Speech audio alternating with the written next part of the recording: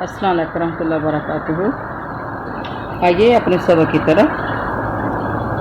کل ہم نے سورۃ بقرہ کی 95 آیت تک ہم نے پڑھ لیا تھا، اور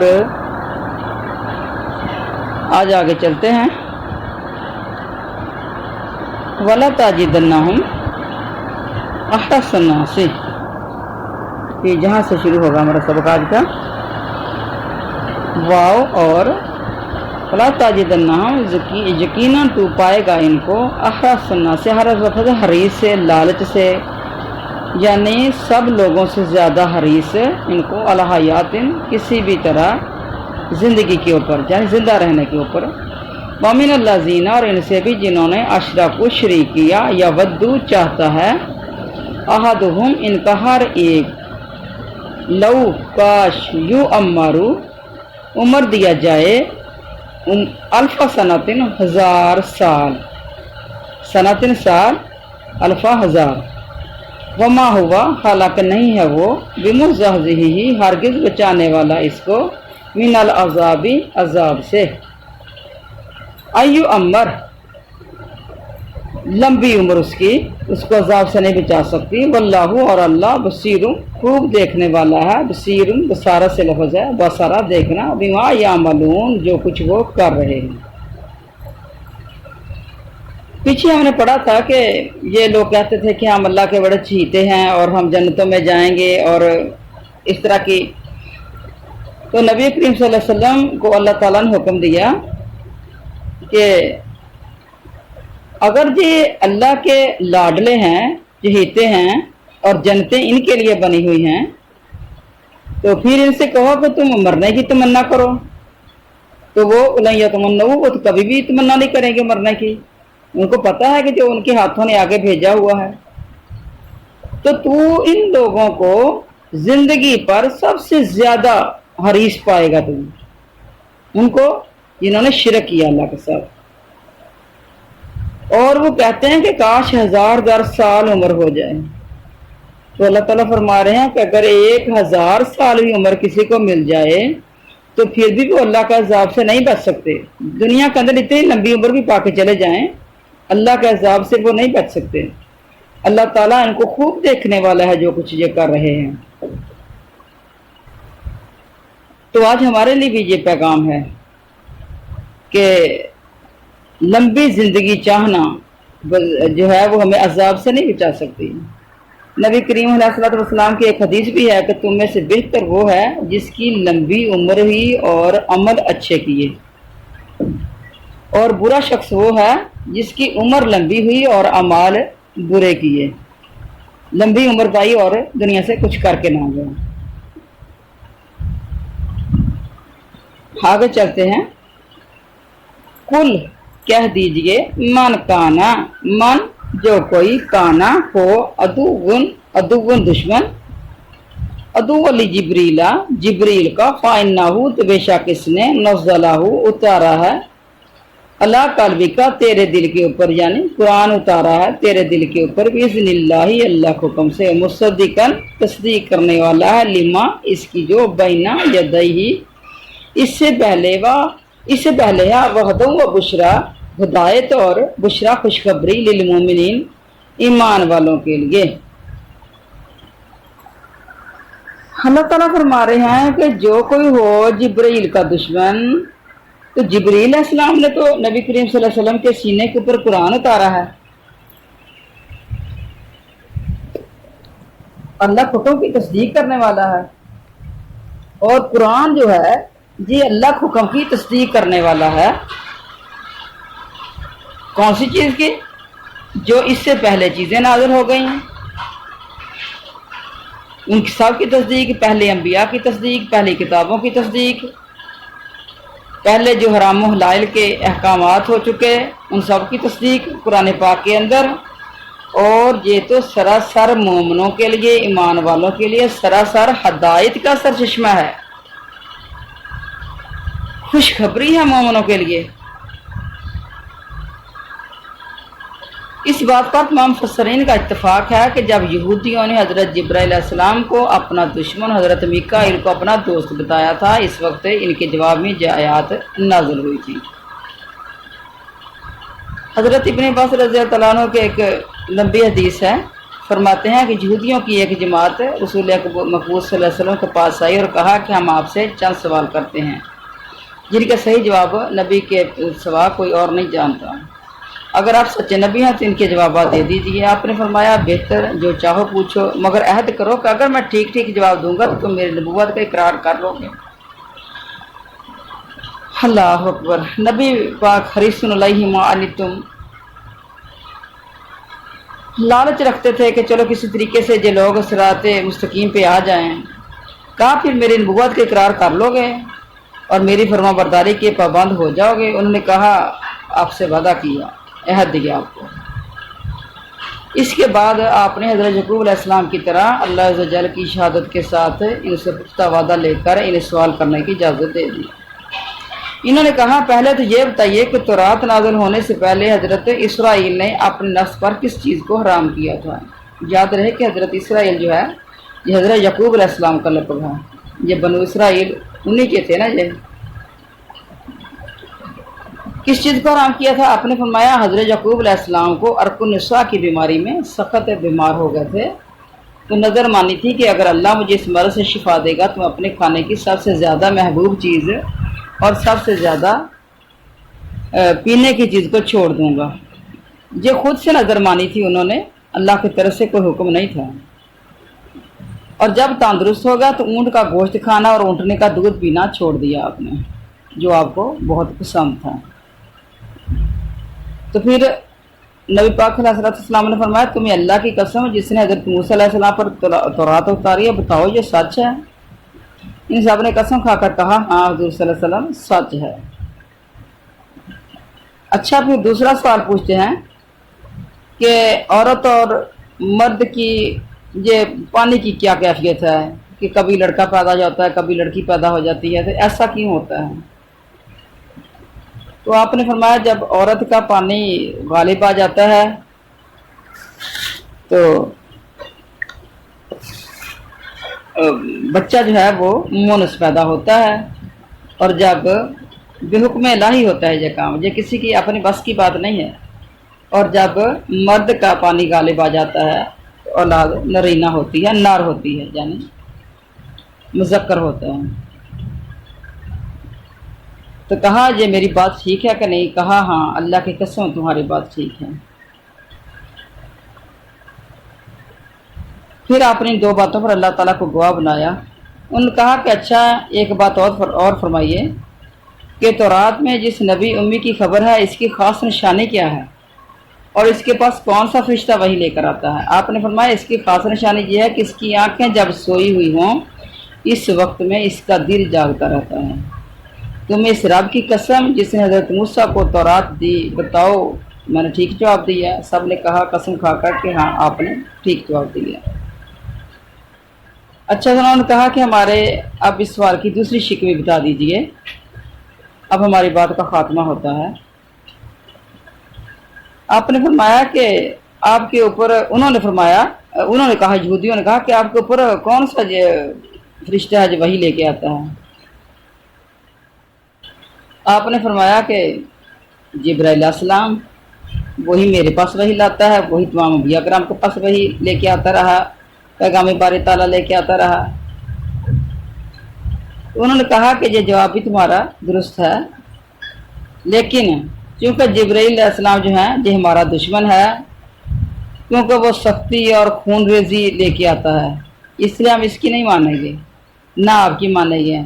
हाँ, अगर आपके पास हज़रत मीकाईल वही लेकर आते जो रहमत लेके आते हैं, बारिश लेके आते हैं, पैदावार लेके आते हैं, वो हमारे दोस्त हैं, तो हम आपकी ताबेदारी करते और तस्दीक करते। तो इन यहूदियों की इस तरह की बातों पर ये आयत नाज़िल हुई थी। बाद रवायात में ये भी चीज़ है कि उन्होंने ये भी सवाल किया था कि रात क्या चीज़ है? आपने फरमाया वो एक फरिश्ता है जो बादलों पर मुकर्रर है, जो अल्लाह ताला के हुक्म के मुताबिक इन्हें इधर उधर ले जाता है। उन्होंने कहा कि ये गर्ज की आवाज़ क्या है? आपने फरमाया ये इसी फरिश्ते की आवाज़ है। یہ مسند احمد میں یہ حدیث ہے۔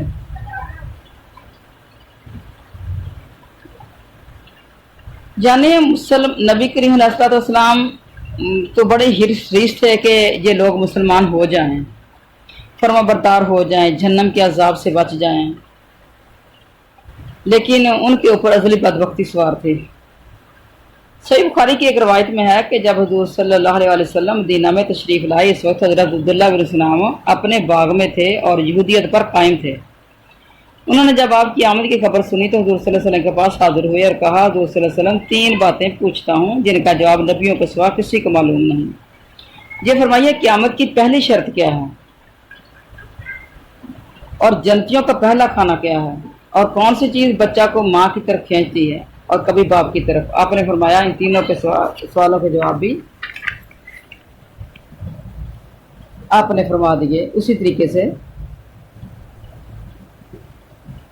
اور پھر آپ نے قرآن پاک کی یہ آیت تلاوت فرمائی کہ قیامت کا تو علم ہے اللہ تعالیٰ کو ہی، لیکن قیامت کی پہلی نشانی یہ ہے کہ ایک آگ ہے جو لوگوں کو پیچھے لگے گی اور انہیں مشرق سے مغرب کی طرف اکٹھا کر دے گی۔ جنتیوں کی پہلی خوراک مچھلی کی کلیجی بطور ضیافت جنتیوں کو دی جائے گی، اور باقی وہی باتیں جو پیچھے بیان کی گئی ہیں۔ یہ بات سنتے ہی حضرت عبداللہ مسلمان ہو گیا اور پکار اٹھے، اشہد ان لا الہ الا اللہ وانک رسول اللہ۔ پھر کہنے لگے کہ حضور صلی اللہ علیہ وسلم یہودی بڑے بے وقوف لوگ ہیں، اگر انہیں میرا اسلام لانا پہلے معلوم ہو جائے گا تو مجھے برا کہنے لگیں گے، آپ پہلے انہیں ذرا قائل تو کیجیے۔ اس کے بعد آپ کے پاس جب یہودی آیا تو آپ نے ان سے پوچھا کہ عبداللہ بن سلام تم میں سے کیسے شخص ہیں؟ انہوں نے کہا بڑے بزرگ ہیں، دانشور آدمی ہیں، بزرگوں کی اولادوں میں سے ہیں، وہ تو ہمارے سردار ہیں، سرداروں کی اولادوں میں سے ہیں۔ آپ نے فرمایا اچھا اگر وہ مسلمان ہو جائیں تو پھر تمہیں اسلام قبول کرنے میں تو کوئی رکاوٹ نہیں ہوگی۔ کہنے لگے کہ وہ کیوں مسلمان ہو جائیں، اللہ ان کو بچا لے اس سے، وہ مسلمان ہی کیوں ہو جائیں۔ حضرت عبداللہ جو اب تک پیچھے چھپے ہوئے تھے باہر آ گئے اور زور سے کلمہ پڑھنے لگے تو تمام شور مچانے لگے کہ یہ تو خود بھی برا ہے، اس کے باپ دادا بھی برے تھے، یہ تو بڑا نیچے درجے کا آدمی ہے، یہ تو خاندانی کمینہ ہے، فلاں اور فلاں فلاں اس طرح کا۔ تو حضرت عبداللہ نے فرمایا حضرت صلی اللہ علیہ وسلم اسی چیز کا مجھے ڈر تھا۔ یہ بخاری کی حدیث ہے۔ یعنی ابھی اسی منہ پہ وہ بات کو مانتے ہیں اور فوراً ہی وہ اپنے الفاظ کو، اپنے بیان کو، اپنی قسموں کو، وعدوں کو، ہر چیز کو پھر فراموش کر دیتے ہیں۔ اس کی شان میں ایک تیسری بات بھی درج ہے۔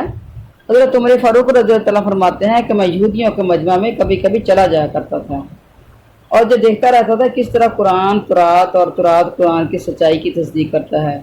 یہودی مجھ سے محبت ظاہر کرنے لگے اور اکثر بات چیت ہو جاتی تھی۔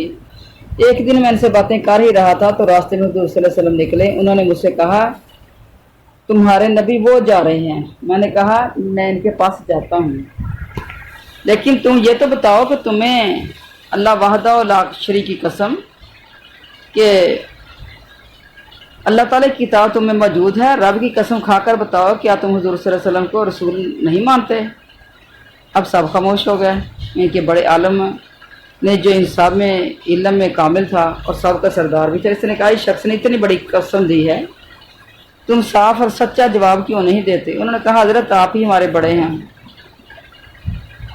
تو اس پادری نے کہا سنیے جناب، آپ نے زبردست قسم دی ہے، لہذا سچ تو یہی ہے کہ ہم دل سے جانتے ہیں حضور صلی اللہ علیہ وسلم اللہ کے سچے رسول ہیں۔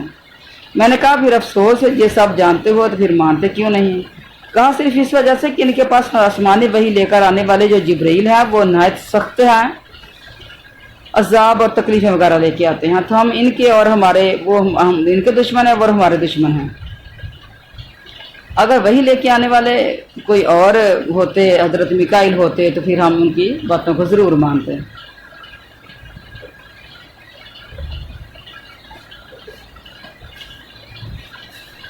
حضور صلی اللہ علیہ وسلم گزر رہے تھے تو فرماتے ہیں حضرت عمر فاروق رضی اللہ عنہ کہ میں حضور صلی اللہ علیہ وسلم کے پاس پہنچا تو آپ نے مجھے دیکھتے ہی فرمایا ابن خطاب مجھ پر تازہ وحی نازل ہوئی ہے۔ میں نے کہا حضور صلی اللہ علیہ وسلم سنائیے، آپ نے یہی آیت پڑھ کر سنائی۔ میں نے کہا حضور آپ پر میرے ماں باپ قربان ہوں، یہی باتیں ابھی ابھی میں یہودیوں سے میری ہو رہی تھی۔ میں تو یہی چاہتا تھا، اس لیے حاضر خدمت ہوا تھا اور آپ کو اطلاع کروں، مگر میرے آنے سے پہلے لطیف و خبیر، سننے والے، دیکھنے والے، باریک بین اللہ تعالیٰ نے آپ کو خبر پہنچا دی ہے۔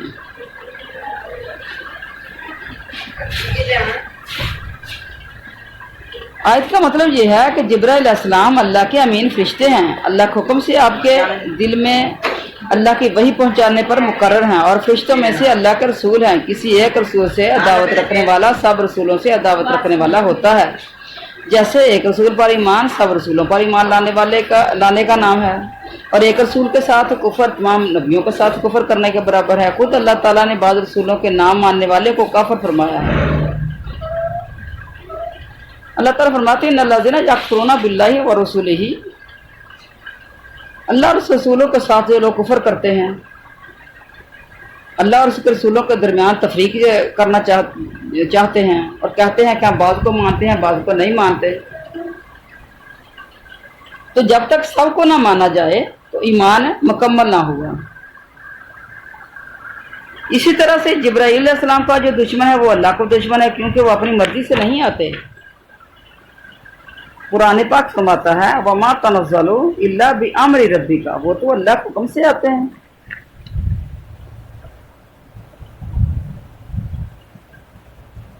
یعنی ہم اللہ کے حکم کے سوا نہیں اترتے۔ جبرائیل علیہ السلام فرماتے ہیں کہ اللہ کے حکم کے سوا نہیں اترتے ہم۔ صحیح بخاری کی ایک حدیث قدسی میں ہے، میرے دوستوں سے دشمنی کرنے والا مجھ سے لڑائی کا اعلان کرنے والا ہے، یعنی یہ فرشتوں کی بات ہو رہی ہے۔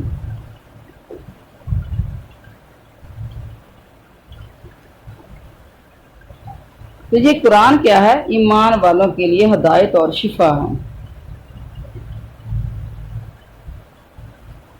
حضرت میکائیل بھی کبھی کبھی انبیاء کرام کے پاس آتے رہے ہیں، جیسے کہ نبی کریم صلی اللہ علیہ وسلم کے ساتھ شروع میں تھے، لیکن ان کا کام پر مقرر حضرت جبرائیل علیہ السلام ہی ہیں۔ حضرت میکائیل تو بارش لے کے آتے ہیں، حضرت اسرافیل جو ہیں وہ سور پھونکنے پر مقرر ہیں۔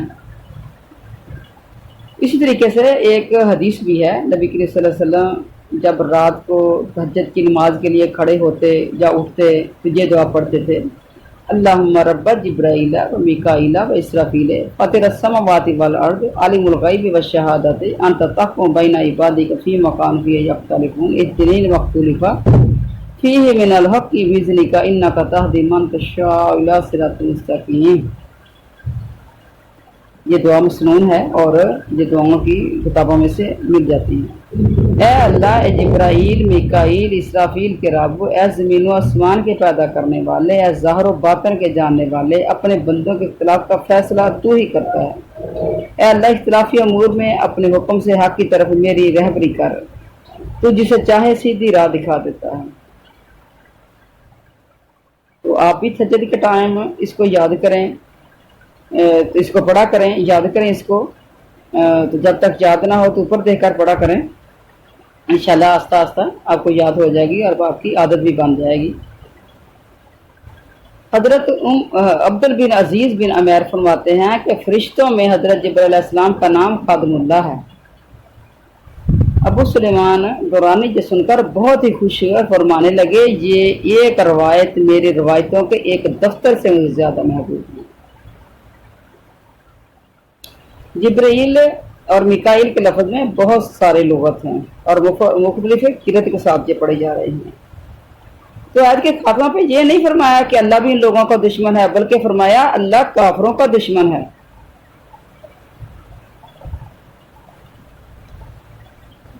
کہا جاتا ہے کہ جس نے اللہ کے دوست سے دشمنی کی، اس نے اللہ سے دشمنی کی، اور جو اللہ کا دشمن ہے اللہ بھی اس کا دشمن ہے، اور جس کا دشمن خود اللہ قادر مطلق ہو جائے، اس کے کفر بربادی میں باقی کیا شبہ رہ گیا۔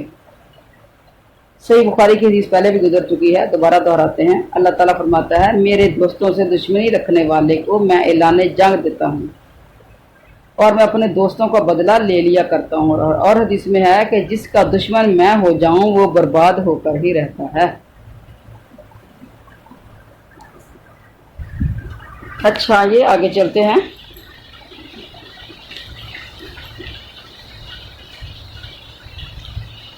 وَلَقَدْ أَنزَلْنَا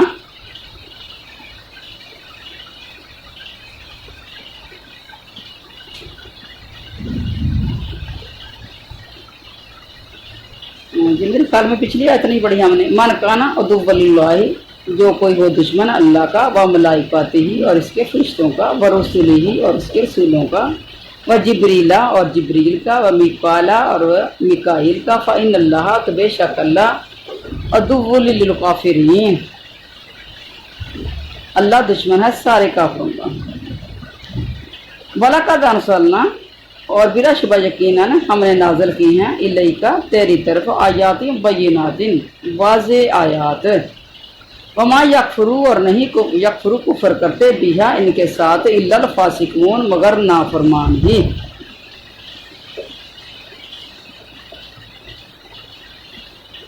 قرآن پاک اللہ تعالیٰ نے نبی کریم صلی اللہ علیہ وسلم کی طرف اتارا ہے، اور جو لوگ اس کا کفر کرتے ہیں، انکار کرتے ہیں، اصل میں وہ لوگ نافرمان، فاسق مطلب ہوتا ہے نافرمانی کرنے والا، فاسق، فساد کرنے والے کو بھی کہتے ہیں مفسدون، فاسق. یعنی یہ فاسق وہ لوگ ہیں جو اللہ کے آیات کو مانتے نہیں ہیں. اوَکُلَّمَا اور کیا جب بھی عہدو انہوں نے عہد کیا، عہدن کوئی عہد بھی، نبذہو تو اسے پھینک دیا، فریقن ایک گروہ نے، منہم ان میں سے، بل اکثرہم لا یؤمنون بلکہ ان کے اکثر ایمان نہیں رکھتے. انہی کی بات ہو رہی ہے کہ جب بھی کوئی عہد کیا انہوں نے تو فوراً اس عہد کو توڑ دیا، پھر انہوں نے ایک نہ ایک جماعت ان کی اسے توڑ دیتی ہے، بلکہ ان میں سے اکثر ایمان سے خالی ہیں. جب کبھی ان کے پاس اللہ تعالیٰ کا کوئی رسول، ان کی کتاب تصدیق کرنے والا آیا، اہل کتاب نے کہ ایک فرقے نے اللہ کی کتاب کو اس طرح پیٹھ پیچھے ڈال دیا گویا وہ جانتے ہی نہیں.